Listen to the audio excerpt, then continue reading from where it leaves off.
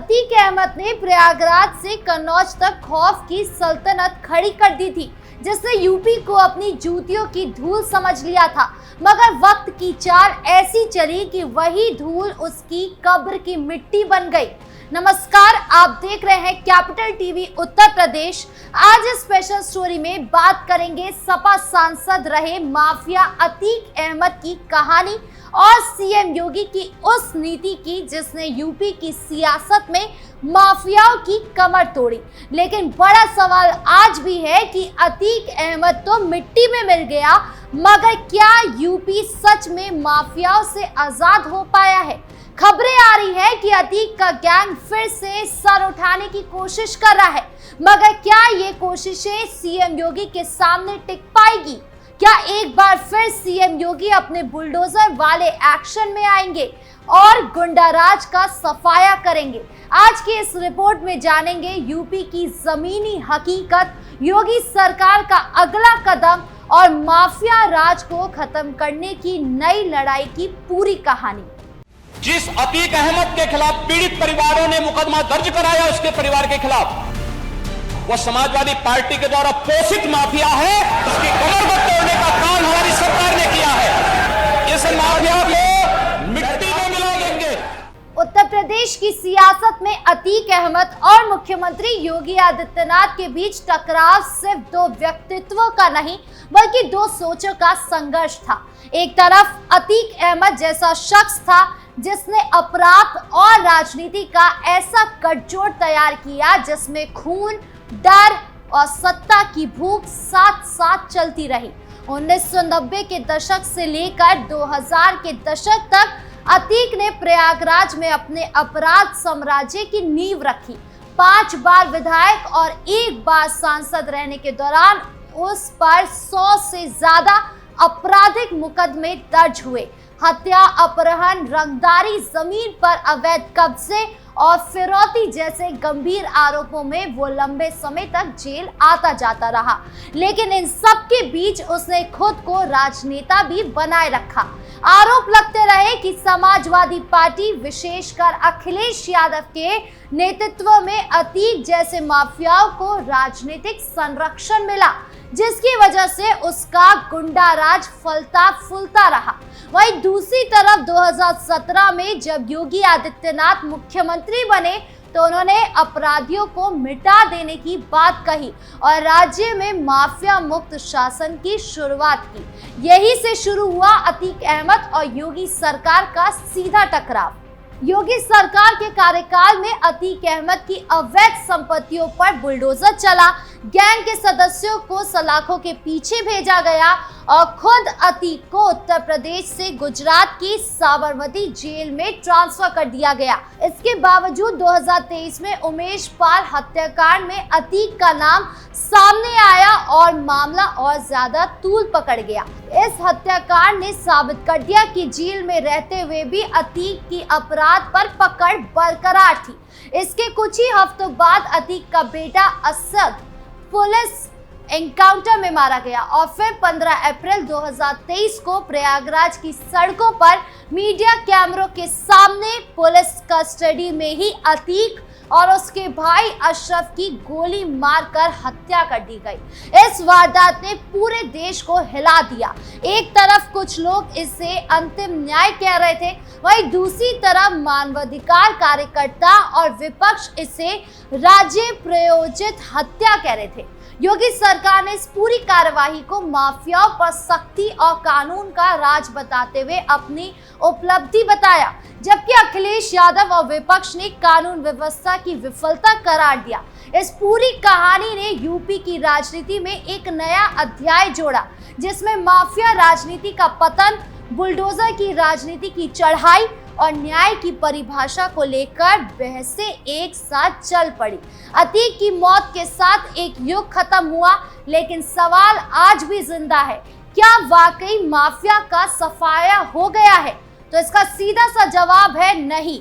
माफियाओं का सफाया जरूर हो गया है, लेकिन अभी भी उनके गुर्गे अपनी हरकतों से बाज नहीं आ रहे हैं। दरअसल माफिया अतीक अहमद और उसके भाई अशरफ की मौत के बाद एक बार फिर से उसके रिश्तेदारों और करीबियों का आतंक शुरू हो गया है।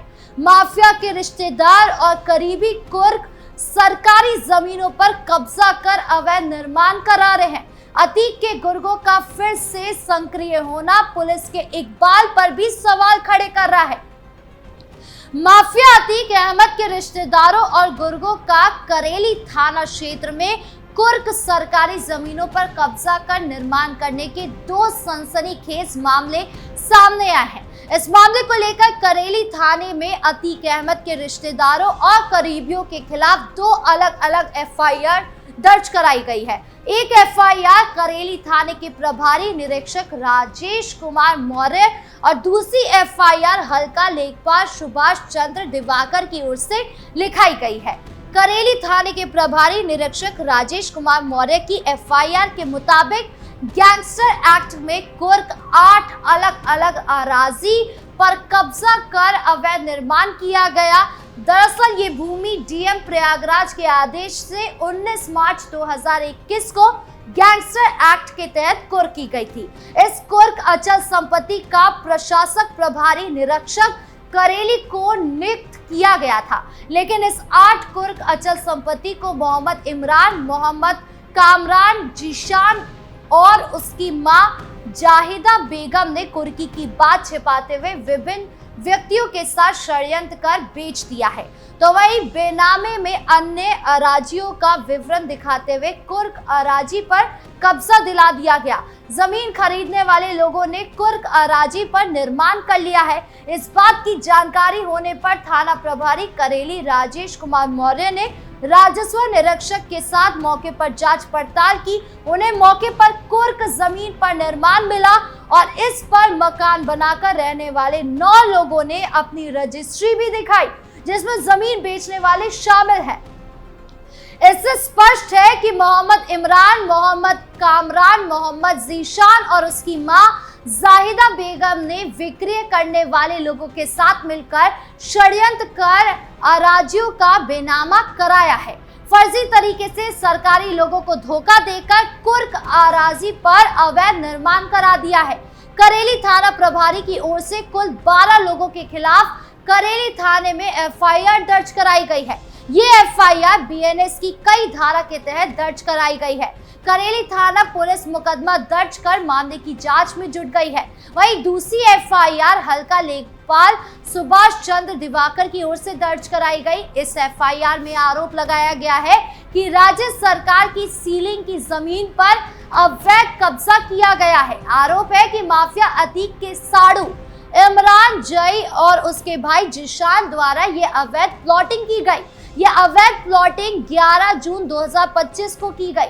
यानी कुल मिलाकर अतीक के गुर्गे एक बार फिर अपनी गुंडई लेकर यूपी में पैर पसारने की कोशिश कर रहे हैं, लेकिन उनकी ये कोशिश अब धरी की धरी रह जाने वाली है, क्योंकि पूरा मामला अब पुलिस प्रशासन के संज्ञान में आ गया है। और सीएम योगी तो कब के ये बात कह चुके हैं कि माफियाओं को मिट्टी में मिला दिया जाएगा।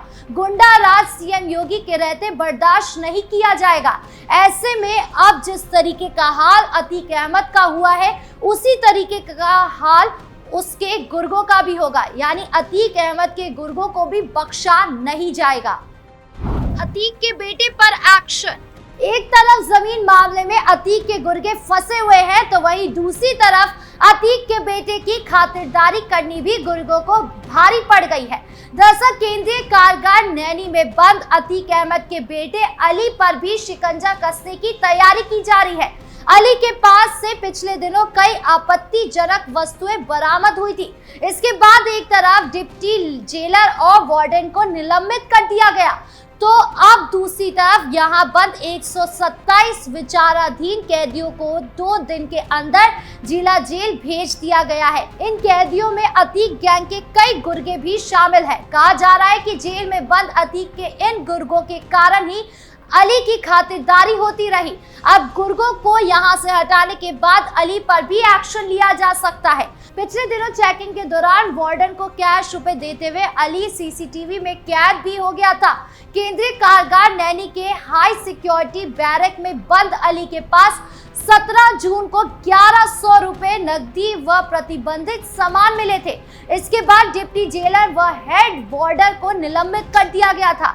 डीआईजी जेल राजेश श्रीवास्तव के नेतृत्व वाली 3 सदस्यीय टीम इस प्रकरण की जांच कर रही है। साथ ही उसके पल पल की गतिविधियों को भी अधिकारी देख रहे हैं।